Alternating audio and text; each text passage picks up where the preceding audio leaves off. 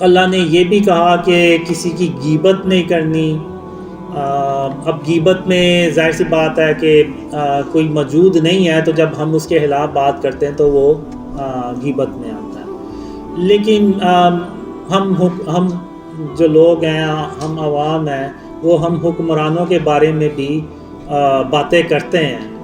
لیکن ایک ڈریم میں کہتا ہوں کہ جب ہم حکمرانوں کے بارے میں بات کرتے ہیں نا، ان کے خلاف بات کرتے ہیں، تو وہ غیبت میں نہیں آتا، کیونکہ حکمرانوں کا فرض ہے کہ اپنی عوام کا خیال رکھیں۔ بالکل ویسے ہی جیسے حضرت عمر رضی اللہ عنہ ایک رات کو جب گشت کر رہے تھے، تو انہوں نے دیکھا کہ ایک عورت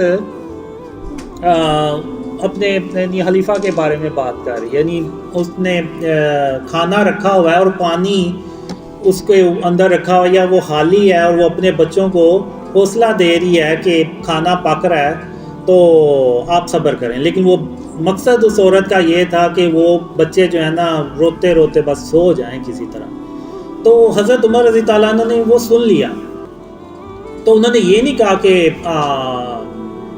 کہ تم میری غیبت کر رہے ہو یا تم خلیفہ کی غیبت کر رہی ہو، نہیں۔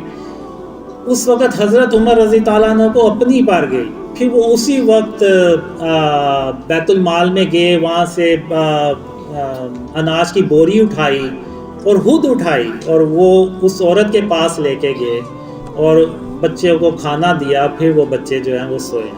تو میرے خیال سے حکمرانوں کے بارے میں دوسروں کو شر سے بچانے کے لیے کر سکتے ہیں۔ تو یعنی غیبت جو ہے اس میں پھر بھی ہمیں کوشش کرنی چاہیے۔ میں اس لیے کہہ رہا ہوں کہ میں خود حکمرانوں کے خلاف جو ہے نا بات کرتا ہوں کہ اس طرح سے نہیں کرنی چاہیے، خاص طور پہ شرک سے۔ کسی حکمران نے آج تک کوشش ہی نہیں کی کہ اس ملک کو شرک اور اس کی اقسام سے پاک کیا جائے۔